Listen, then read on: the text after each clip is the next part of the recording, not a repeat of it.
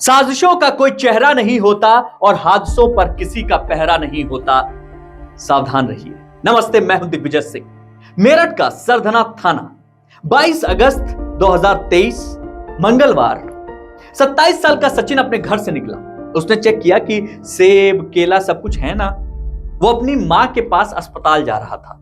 मां मुनीश देवी अपने बीमारी की वजह से अस्पताल में भर्ती थी और सचिन जब घर से निकला लेकिन शाम तक अस्पताल नहीं पहुंचा तो अस्पताल में पड़ी मां को चिंता होने लगी। ऐसा कभी नहीं हुआ था। बीमार मां पति का रास्ता नहीं देखती है, बल्कि खुद ही अस्पताल से सीधे थाने पहुंच जाती है। सचिन के साथ किसी अनहोनी की आशंका जताते हुए पुलिस में शिकायत दर्ज करती है। पुलिस ने मामले की गंभीरता को देखा और जांच शुरू की। पूछताछ के लिए उसने बहुत लोगों को बुलाया।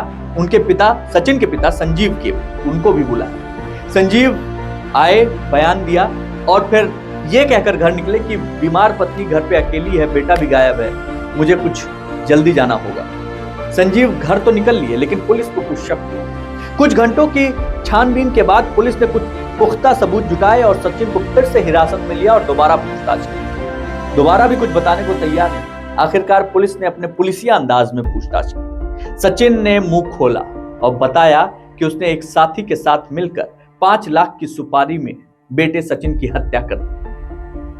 आरोपी बाप ने जो कहानी सुनाई दिल दहला देने वाली है और जो कारण सामने आया उसे सुनकर आपके होश उड़ जाएंगे। हम ये खुलासा करें उससे पहले आपसे गुजारिश करते हैं कि क्राइम की खबरों के साथ अपडेट रहने के लिए और खुद को पहले से ज्यादा अलर्ट रखने के लिए इस चैनल को जरूर सब्सक्राइब करें। कुछ अच्छा लगे तो लाइक कीजिए। हमसे बात करनी हो या हम तक कोई खबर पहुंचानी हो तो कमेंट करके हमसे जुड़िए। तो संजीव ने अपने 27 साल के बेटे के कत्ल की जो कहानी सुनाई वो कुछ यूं थी। 22 अगस्त को संजीव और उसका दोस्त अमित एक साथ थे, प्लानिंग कर चुके। धोखे से बेटे को बुलाया, बोला चल अंकल के साथ, मम्मी नहीं है, पार्टी करते हैं। सचिन बोला कि आप लोग चलो, मैं एक काम करके आता हूं। और फिर सचिन अपना एक छोटा मोटा काम था उसको निपटाया और फिर बपारसी का जंगल है पास में, वो लोकेशन उसके पिता ने दी थी, वहां पहुंचा। तीनों ने साथ बैठकर शराब, खूब शराब, बातचीत का दौर जारी था। अचानक एक खाली बोतल संजीव ने अपने बेटे के सिर पर मारी। इससे पहले कि सचिन संभल पाता, दोनों ने उस पर ईंट और बोतल से हमला कर दिया। उसकी मौत हो गई। यह दिल दहला देने वाली ऐसी घटना थी जिसने पुलिस के भी होश फाख्ता कर दिए। लेकिन संजीव को मानो कोई फर्क ही ना पड़ा। अपने खून का जिस बेदर्दी से खून किया उसे इसका कोई मलाल नहीं था।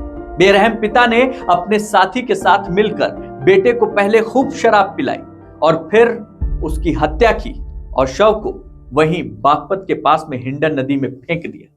पुलिस ने बहुत कड़ी मशक्कत के बाद शव बरामद किया। शव को ढूंढने के लिए सरधना पुलिस के प्राइवेट गोताखोर लगे, पीएसी के गोताखोर लगे और सचिन का शव जंगल में एक जगह फंसा हुआ मिला। सचिन का शव बरामद होने के बाद बागपत पुलिस ने पंचनामा भरा और पंचनामा के बाद पोस्टमार्टम के लिए उसे भेज दिया।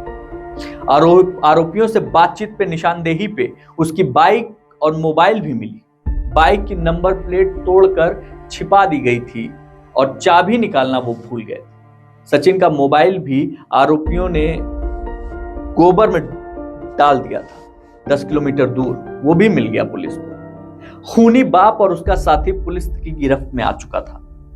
अब सवाल उठता है कि आखिर क्यों एक बाप ने अपने बेटे की हत्या की। दरअसल एक थ्योरी निकलकर यह सामने आ रही है कि सचिन का पिता संजीव दूसरी शादी करना चाहता था। उसका बेटा इसमें बाधा बन रहा था। आए दिन दोनों के बीच लड़ाई हो रही थी और आखिरकार बाप ने ठाना कि वो अपने ही खून का खून कर देगा और उसने कर दिया।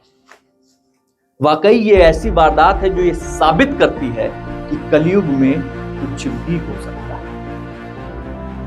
ऐसी तमाम सच्ची कहानियां सुनने के लिए डाउनलोड कीजिए खुल के ऐप। सतर्क रहिए, सुरक्षित रहिए। जय हिंद।